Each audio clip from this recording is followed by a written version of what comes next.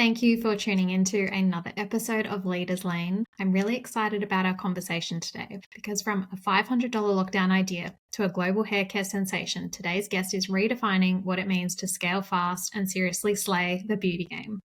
Mia launched Slick Hair from her tiny apartment in December 2020, right in the middle of a pandemic. Her first batch of stock sold out in days, and she hit her first $1 million in revenue in just 6 months. 7 months in, Coles came knocking, and within 6 weeks, Slick Hair hit the shelves nationwide. Fast forward to now, over 5,000 retail doors globally, including Sephora, Middle East, Urban Outfitters, Priceline, Boots, Free People, and more. Their best-selling wax stick is the #1 styling product across Woolworths, and now they're moving over 15,000 units a week. So she's a pretty impressive woman to talk to, and I'm excited to welcome her to Leaders Lane today. Mia, thank you so much for joining me. Hey, thanks for having me. So you're a young founder and you kicked off a beauty brand that took off in the pandemic. Tell me, what has your leadership journey before starting Slick Hair been like? Wow, it's been a long journey, and I love that you still call me young because I'm nearing 34, so I feel like I can't really pull that young card for too much longer, or a young founder, but I'll go with it. I have always been very entrepreneurial since before I can remember. Even as a young girl, I'd have my own little businesses and selling lemonade on the side of the street and handmade jewelry. So business was always on the horizon for my future. When I came out of high school in 2019, I was very unsure with what I wanted to do with my life. University didn't really sound like something that I wanted to go and do, but I did complete 1 year, which it's I say that that's a win for me because I do have a very short attention span for anything that I don't enjoy, much like most people. So I did complete a year of Bachelor of Science and then decided that this was absolutely not my path. And that's when my business journey really did start. I had a teeth whitening company called Pearly Whites Australia. That was my first business when I was about 22. And that business for me was very much a journey of lessons and learning about what business actually meant, partnerships with other business partners, a lot of lessons around that experience. And yeah, I suppose from there, it's just been business after business, lesson after lesson. And that got me to where I am today. That's exciting. And so tell me, like, when you had the idea for Slick Hair, was it something you'd been marinating on for a little while, or was this sort of just like an out of a blue epiphany? It was definitely out of the blue. And I think most of my businesses are like that. I'm not really the type that will go and spend months and months research and development, market research. I'm very much, I have an idea and I execute it straight away. And I'm not the type that will go and write out these big business plans and, have budgets in line. I don't really start a business the typical way, although that may change in the future now that the businesses are on a much larger scale. But in the past, it's been like, that's such a great idea. Let's buy some stock and let's just figure it out as we go along. So that's kind of how it started. I saw a Facebook ad for a product like the Slick Stick and I hadn't seen anything like it before. It wasn't a brand. I think it was just a white label product from a Korean manufacturer that was targeting me. And I decided to purchase that product as a consumer because I have crazy flyaway hairs and I fell in love with the product. I thought this was the most genius idea. Why hasn't anyone, created a brand from this product before? And that's when the idea came to my head, well, maybe that person needs to be me. So that's how the Slick Stick at the time, with the business was called Slick Stick, that's how the Slick Stick was born.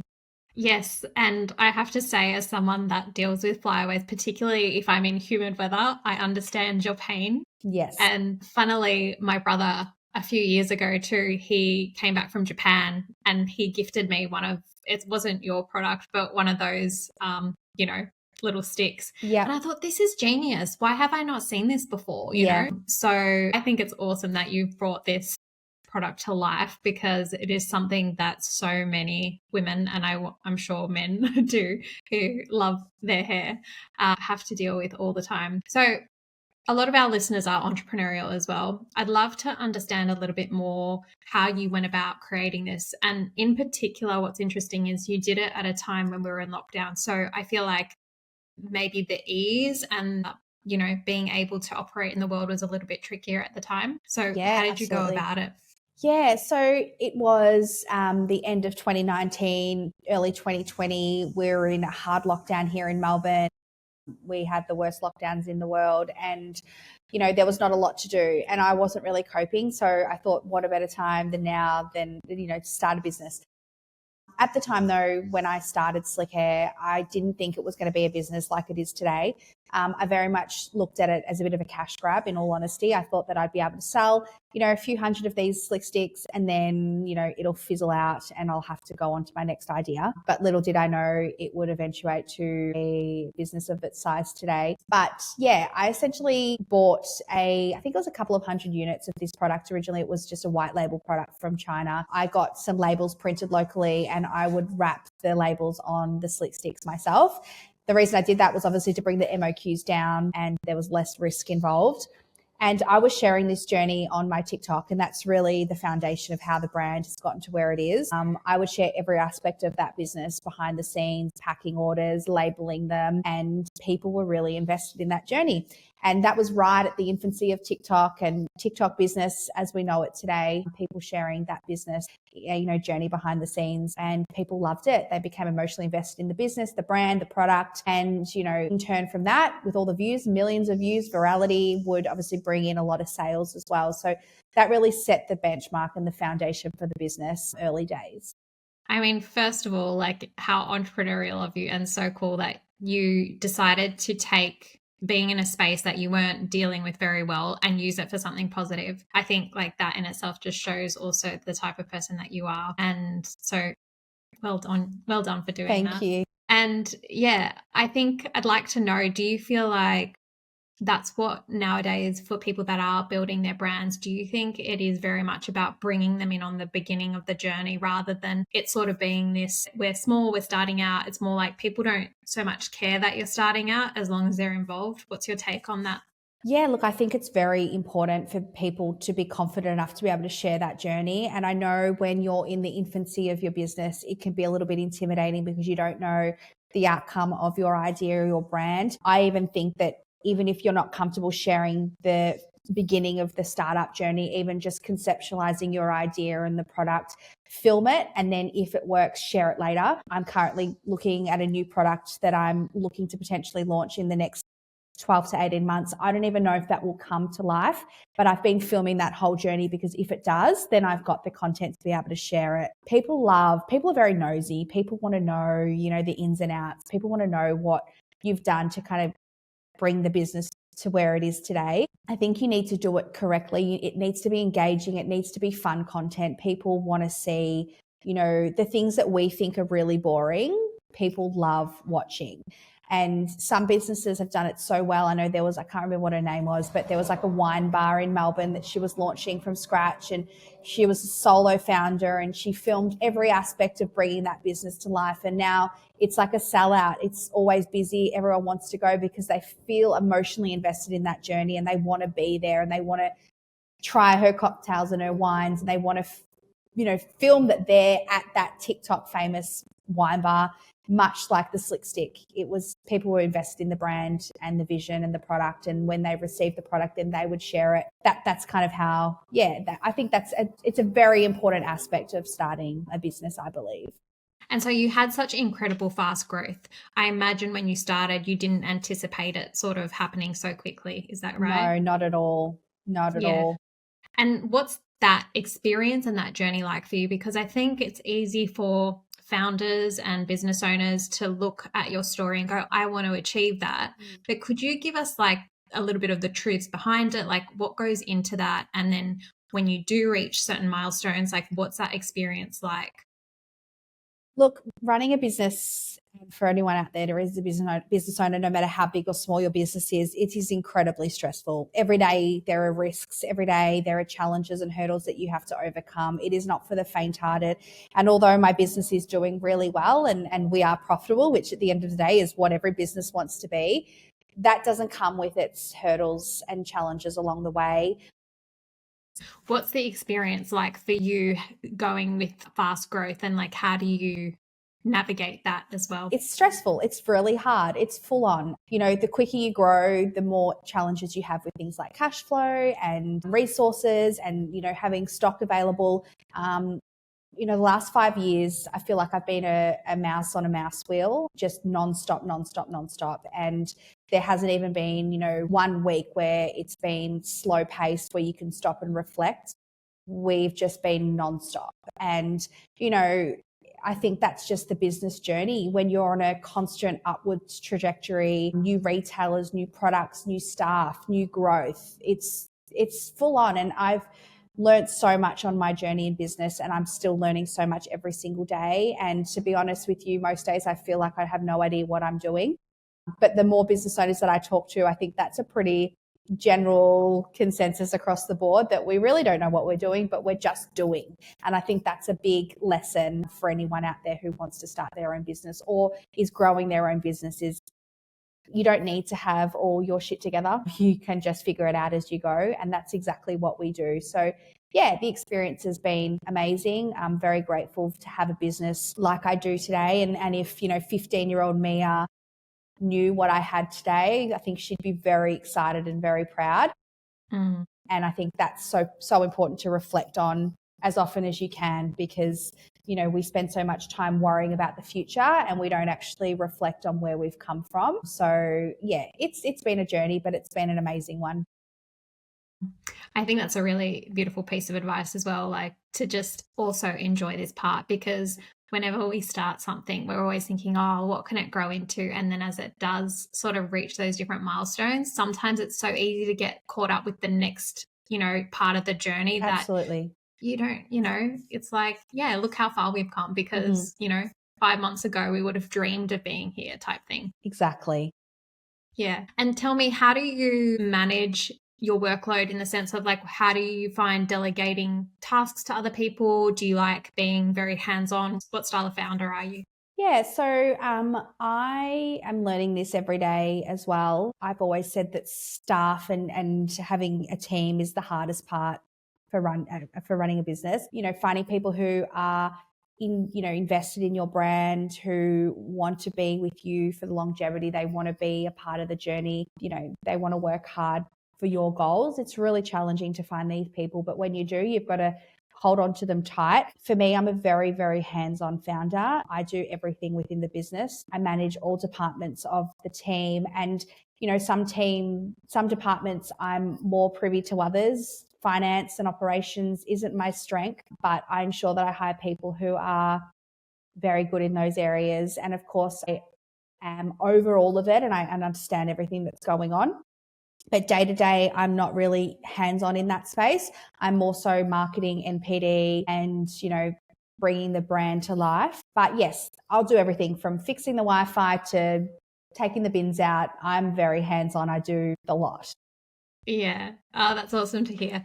I think as well, I was recently saying to another guest on the show, in a sense, when you do like everything, you sort of get a feel of what different areas require and how long they take. And I think that equips you better when you do bring people on because you yourself have done it. So it's like you can either help them, but you also know the time it should take and things like that. So I think, being involved in your business as much as delegating can be super helpful.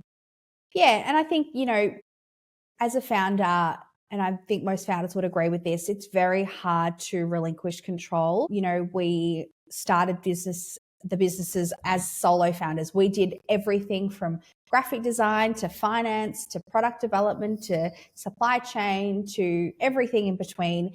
And then when your business grows and you get to a point where you can no longer do it all on your own, it's very challenging to handball that off to somebody because we all believe, me especially, I feel like nobody can do it as good as I can. So for me, it's like I could ask the graphic designer to make that poster, but I can just do it myself because I know that I'll do it better. And that's not always the case, but I think as a founder, it's really hard to get yourself out of that frame of mind. So yeah, that's I'm kind of in that in between where it's like I can delegate everything off and I do have an amazing team who are very capable, but it's like as that founder, it's your baby, you want everything to be perfect, and in your head you don't think anyone can do it as well as you. So it's finding that middle ground. And tell me, how have you gone about building your community? So I know you mentioned you started on TikTok and you really started involving people along the beginning of the journey. How have you also included them in the process? Yeah, look, we share everything on our socials, whether it be my personal or our brand social platforms. You know, we love doing activations and getting out in the community and doing really fun things like that, which we've done a lot of lately and have a lot more to come. I think just sharing every step of the journey online has automatically created this community of people who are curious, and whether they feel a part of the community or they just want to watch what we do. I think just organically it's grown over the last 5.5 years. Yeah, that I would say that's probably our biggest thing, as well as, you know, working with influencers and socially influential people who have their own audiences, who when they associate those individuals with our brand, it then further enhances the community. So it's a bit of a ripple effect, I think, over the last 5 years. And so I know for some people, when they're starting a business, maybe their business doesn't take off as quickly and things like that. And there are moments of feeling discouraged and it's like, oh, can I really do this? Have you had that on your journey with 𝐿PD&x? I think everyone has had that journey, that experience on their journey. You know, 𝐿PD&x was one of those brands that took off very fast, and it has just been a constant evolution. There's never been a time where we're like, oh, this isn't going to work. It's been constant upwards trajectory from day one. But in saying that, I had multiple businesses before 𝐿PD&x that were the opposite to that. So people look at it thinking, you know, oh, you have it easy, it's an overnight success. I had about 6 startups before 𝐿PD&x, so I definitely know what it is and what it takes to have a successful business. But honestly, I just think 𝐿PD&x was the right place at the right time, right product in the right market. TikTok was just starting out, and I think I got onto that platform at the right time. I'm a big believer that if you don't quit, then nothing can fail. And so I have just kept going through all my different business ideas and product ideas to land on the one that I'm in today.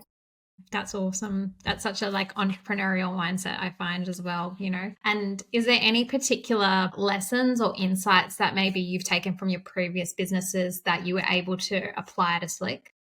Yeah, definitely. I think the biggest one that I took from my previous businesses is the confidence that I do have what it takes to be a solo founder. I think I know previously having business partners and partnerships that didn't work out, I was always, you know, in a mindset that I needed someone to help me because I wasn't good enough to do it on my own. And I've very much proven that theory to be very wrong, coming into this business on my own, and today still being a 100% stakeholder in slick hair, which at the size that it is today is quite rare. You know, people usually get to this point will need investment. We haven't quite got to that point where we've needed that yet. We've able to continue to bootstrap this business from the start. But that for me has been the biggest lesson, is knowing that, you know what, I actually can do this on my own. And although it's not easy, nothing worth having is easy. And so I think, yeah, that's for sure what I've brought from the other businesses. That's awesome. And how has your family and close group of friends been along your entrepreneurial journey? You know, that's a good question. I'm very lucky to have a very supportive husband who also has his own business and is very successful in his own right. So having someone who's on the same page as me emotionally in terms of what our goals are and our ambitions has been really great. I think unless somebody is in your mind headspace of what you're creating and what your journey is, it's very hard for someone to understand what you're actually doing. So, my family know that I own a business. They probably don't quite understand the enormity of it or what it is becoming or what my ambitions and goals are over the next 5 to 10 years. I think they're probably just happy that I can afford to pay my mortgage and, whatnot. It's funny, whenever I visit my nonna, she'll never ask me about the business. She'll never, she'll just make sure that I'm okay. She's very superstitious like that. But I don't think they realize what I actually do. Yeah. And what I'm actually creating. So yeah, I mean, look, when you're with your family and your friends, we don't really talk about business, to be honest, because I'm just me at the end of the day, no matter what it is I've created. But in saying that, on this journey, I have made some amazing friends who are on a very similar, if not bigger journey than I am. So surrounding myself with those people was paramount for where I am today. So yeah, I would say that nothing's really changed from a family and friends perspective, but you do get to meet some really cool people on this journey who I get to call friends today. Yeah. And would you say that for other founders that are listening and they're maybe feeling lonely, because I'm sure you can relate that having your own business can be lonely at times, Very. what do you recommend? Like, how did you go about meeting people, to connect with over business?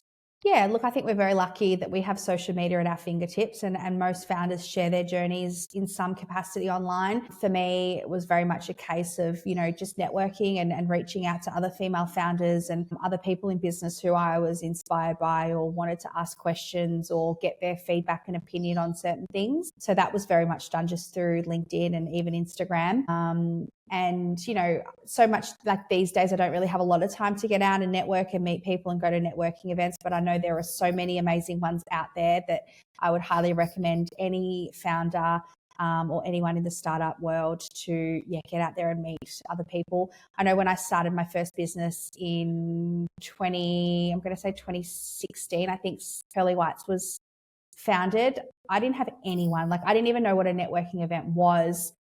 I was so in my infancy of business that I was just felt like the loneliest person in the world.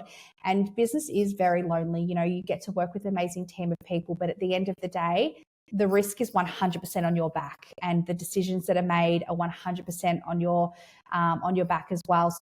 Although everyone's on this journey, everyone can go to sleep at night. If something catastrophic was to happen, it's me and me only that has to deal with those consequences. So thinking it like that, it is very lonely. But when you meet other founders who also have to go to bed at night with those stresses on their shoulders, you can relate to those people a lot. Beautiful. It's good to have them on your side. Yeah, for sure. And I think I feel you when you said you were kind of going it along and you weren't sure what networking was at the time. And I appreciate your honesty, because I think sometimes there's not enough of us talking about what the journey is actually like. And then someone who's feeling the same way is like, oh my God, I'm not the only person going through this. So Absolutely. It just makes it a little bit more relatable. And I think it can be the one thing that helps someone to continue to grow their business, because they're like, it's not just me. Yeah, exactly. And I think it's so important to connect with other founders who have done what you are trying to achieve or are on the same journey. Like I know, for instance, Samantha, who owns Naked Sundays, we started our businesses at around a very similar time, and she is on a very similar journey to me in the sense that she is launching into these global retailers that are also very relevant to Slick. And, there's a few retailers that she's launched into before us and vice versa. And she's one of those people that will happily respond to a message if I send her one and asking her a question. And sadly, that's really rare. I know for me personally, I'm a very open book. If another founder came to me and said, hey, what marketing agency are you using? Or, hey, what 3PL are you using? Or, how are you finding Meta at the moment? I will pretty much tell anyone anything, to the point where I'll tell you who my manufacturer is if you're not making the same product. But then I've also met other founders that, one in particular, I asked for who their shelf-ready tray manufacturer was, like the box that the product sits in on the shelf at Coles. And I knew that they were getting them made locally in Australia, and I wanted a local cardboard company, and I asked who they used. Completely different categories, by the way, and they weren't prepared to share that. So, you've got to be, I personally think it's really important to be open and transparent with these things, because what goes around comes around, but then others are just not prepared to share, anything at all. So if you find those founders who are open and willing to share information and help you on your journey, hold on to them tight. And, I've been lucky to find some founders like Samantha, like I mentioned, who are those people. So that's been really crucial for me. Yeah. First of all, I know Samantha as well, because I interviewed her many years ago as well. Before I even had a podcast. This was when, I don't know, social media didn't even exist. And then I've spoken to her over the years and things like that. And I'm a huge Naked Sundays fan too. So she is a gem, and she has always been responsive. And I think I can definitely appreciate those people as well that are willing to help and collaborate. Absolutely. Because I've noticed, and I'd be curious to know your experience, but so I used to live in the States for a while, and I found that over there, the mindset towards collaboration and helping others seems a little bit different to here in Australia. Very. Yeah. And Australians, there are plenty of people, like you said, like Samantha and others like yourself who want to collaborate and help each other. And then you also have the other people who don't wish to. So how do you, like, what's your take on that other than finding them, or how do you find those gems? Look, the more that you reach out to, you'll get a very quick idea of whether they're responsive or they're not. You know, sadly, I've found in Australia that more or less responsive than others, which I just find very strange and bizarre because it's such a small market here. We are very few and far between in terms of female founders in the beauty space. And, you know, I'm a huge believer in what goes around comes around. And there's been many opportunities where, you know, I would so happily share very important information with other founders, like buyers details of retailers, or, you know, the top marketing agencies, or the best product photographers. And, you know, there's so many things that's taken me 5 years to generate this information that I am so willing to share that with other business owners, because it's not a conflict of interest to me whatsoever. I genuinely, hand on heart, want to see other people succeed. I'm not one of those people who gets jealous of someone else's success, or if they get there before me, I don't wish failure upon them for my own success. I genuinely swear that I want everyone to do well in business. So I am that person that will share that information, unless it's a conflict of interest, of course. And when you meet someone who doesn't, you find it very interesting and very bizarre, because there would have been many opportunities that I could have also offered value to their business as well. So when you find these people, yeah, like I said, hold on to them tight, congratulate them. I'm constantly congratulating people like Sam, and, you know, even like Lizzie from Sunday Body, you know, she's another one that I've caught up with a few times, and she's always open to a question. There's a number of really amazing female founders in this country who are open and willing to, you know, help and support. Another one is Anna from 𝐕2 glow. She also has Type B with Rita Ora. She's so amazing. She genuinely wants to see me succeed. We're no conflict of interest of each other. And I'm sure if I reached out and asked her a question, she'll be so open and happy to share her response. You know, she sent me her products, I've sent her mine, and she'll share them on her socials. Like, there are some really great women out there who want to see you succeed. So try and find them by just reaching out and asking a question, and you'll very quickly filter the ones that are prepared to help and the ones that aren't. Yeah, beautiful. That's awesome. And tell me, we were just talking a little bit about getting into different retailers. What's that experience been like for you? Was it really exciting? Aside from the fact that, you know, it was exciting, what's that from a business building perspective been like as well? I think that's probably my favorite and most exciting part of the business, aside from launching new products, is when you get to walk into a new retailer and see your product on the shelf. I'll never take that feeling for granted, no matter how many retailers we launch into. The first one we launched was Coles, and it was a bit of a different dynamic in the sense that they reached out to me, which is quite unheard of. So we were able to skip all of the traditional range reviews and all of the co-op negotiations. It was very much, we want your product, and it was on the shelf within a matter of weeks. Obviously, it hasn't necessarily happened that way every time. That also happened with us with Sephora. They approached me, but every other retailer, we've had to go through range reviews, be rejected, redo it the following year. And that journey is really, it's exhilarating. It's so exciting to get that email to say, congratulations, you know, we've decided to range you in 850 Woolworth stores, for instance, or 680 Boots stores in the UK. That for me, really, it's quite euphoric, and it is a very fun and exciting feeling. Obviously, with that comes a lot of stresses. You've got to get that pipe fill in and by a certain date, and you've got to pay for that stock and ride that cash for a number of months before you get paid for it. But that for me is, you know, if you want to grow mass and exit for a lot of money one day, you need to be in bricks and mortar. When I started 𝐿PD&x, I was very much pure play e-com. It was all about Shopify. I didn't even think of a retail store. And then one of my husband's best friends, who is the founder of Bondi Sands, he said something to me that really stuck with me. And he said, you need to chase mass, and you're not going to get mass from just selling online. And that's when we really pivoted the business and started to approach more retailers. And now we're in over 5,000 doors globally, with lots more to come. But yeah, that, I think for me, that's what really drives me in this business is, you know, those pitch decks and those range reviews and getting your brand in front of these really amazing retailers, especially the big ones in America, which we're in front of at the moment, which is very, very exciting. So, yeah. Beautiful. Yeah, it sounds like, you're on the way up and you're putting in the work and you're bringing people along for the ride as well, which I think is really awesome. You touched on, you have different goals and visions for the next 5 to 10 years. What's like maybe the next juicy one that you'd like to share with us?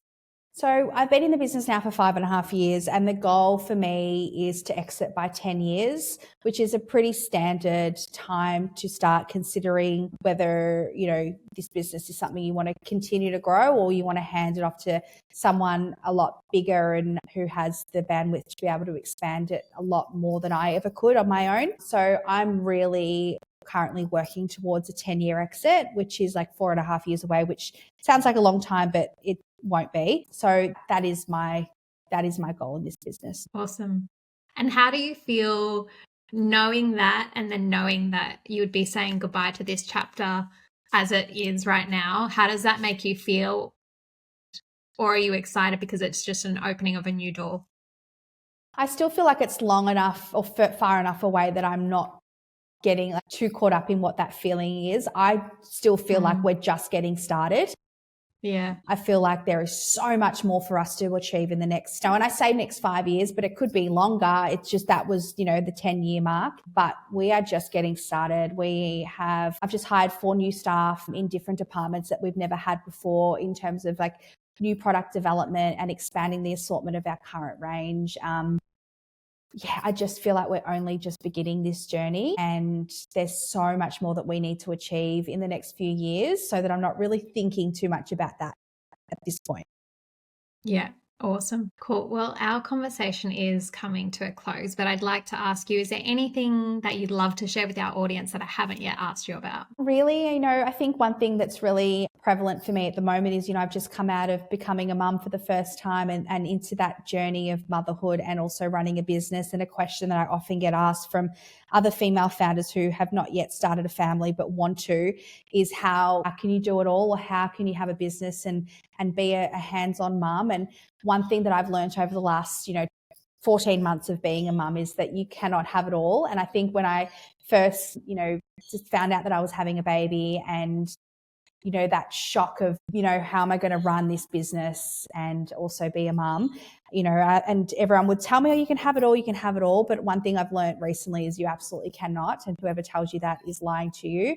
And I've become okay with that. And I've realized that once you decide that that is okay, you take a lot of pressure off yourself. So I've learned that things come in seasons, and right now I'm very much in my motherhood season and my business growth season, and everything else has to take a back seat for now, unfortunately. And that's okay. And like I said, when you discover that and you accept that, everything feels a lot easier, because, I was trying to be a hands-on mum and cook all the organic food and be with him all the time, but run a successful business and make sure my staff are happy, make sure we're hitting KPIs and hitting our budgets and making sure I'm staying fit and healthy and having me time and going to the gym and getting 8 hours of sleep, but then also visiting my grandparents on the weekend and making sure they're happy and seeing my family and catching up with friends and being social. And it was just like, this is just not viable for anybody. And when I accepted that that was the case and took that pressure off myself, everything else figures itself out. So right now my season is motherhood and business, and my next season I can maybe start looking after myself a little bit better.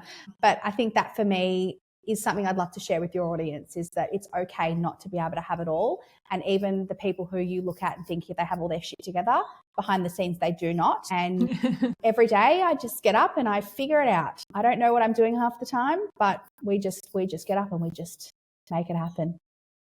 I love so much that you shared that. And as you were sharing all the things, you thought that you needed to be doing, it reminded me, I'm sure you've seen it, and there's plenty of them on Instagram, those memes where there's a woman, she's wearing the LED face mask, vacuuming, drinking something, and it just reminded me of that. Yeah, she's trying to do a million things at once. And that's just how we do it as women. We just make it happen. But it's okay not to have it all in order at once. We're human and we can only do so much, and you're not failing if you haven't visited your family in a week or haven't called your mum and haven't been to the gym and haven't eaten healthy and slept all and, been on a date night and made sure you've spent time with your baby. That's just life.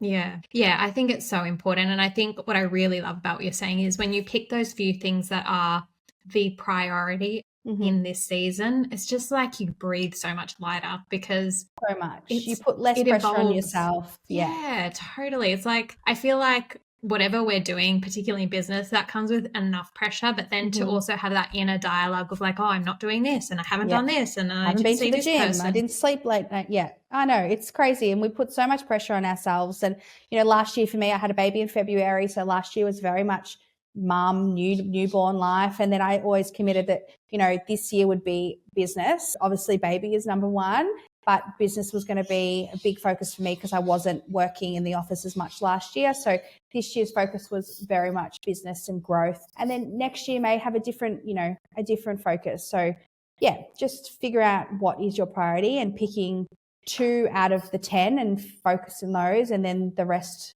will have their season in due course. Perfect. I love it so much. Now, before I let you go, I'd like to do my signature segment, the Leaders Lane Sprint with you. It's 4 quick fire questions. Beautiful. So, my first question for you is, what's one of the best experiences you've had in life? In life or in business? Life as a whole? Yes. Giving birth to my son, Mateo. Oh, that's nice. Very cliche, but that was a pretty phenomenal experience. Yeah, I mean, it's interesting. The people who have kids that I ask this question, many people say that. And I Yeah. don't think it's cliche. I just think that I can't speak because I haven't had a child, but I think, it must be a very special experience. And It's I think wild. I'd do it a million times again. It was the Really? hardest thing I've ever done, but it was the best Yeah. thing in the world. You'll understand one day. It's very interesting. It's strange, but it's something about it is so euphoric. And yeah, by far that was the best experience I've ever had. Awesome. And tell me, who or what brings out your best? Well, that's a great question. I think my husband probably brings out the best in me. He supports me in my business journey and really builds up my confidence when I'm feeling less confident in certain areas. Yeah, I would say Justin. Okay, great. Now, what would you like to attempt before you die? Oh my gosh. What would I like to attempt? I mean, I don't want to give you a cliche answer, but I feel like everything I'm doing every day is, pushing the status quo and doing something that scares me. Something in particular, I'm so lucky that I've been able to do so many amazing things in my life and continue to do so. But I would like to say that I could sell a company for over 100 million. Beautiful. Awesome. I want to just acknowledge as well, I've never had anyone answer that question, the start of how you answered it in that way, to just acknowledge that where you're at and what you're doing now is actually something that you'd love to experience because you are in real time. But I think there's a level of appreciation that you just shared, and I thought that was really beautiful. Thank you. Okay, my final question for you is, what did you enjoy most about our conversation? I think what I love the most, and with most podcasts, I don't do a lot of them anymore because I am so busy, but I love the opportunity to be able to stop and reflect on my journey and what I've actually achieved in my life on a day-to-day basis. You get up, you cook the baby food, you come to the office, you make sure everyone's happy, you go home and do it all over again. You never really have that opportunity to stop and reflect on where you actually came from and what you've achieved in such a short period of time.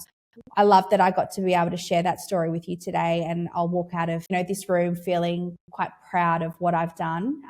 Thank you for giving me that opportunity to share that story with you and reflect on what I've done over the last 5 years and beyond. You're so welcome. And I'm so grateful that, you chose to have a chat with me. I know your time is precious as well. And I know that the things that you shared and talked about will no doubt help many other founders who are on their way and following your journey as well. Amazing. Thank you so much. Thank you.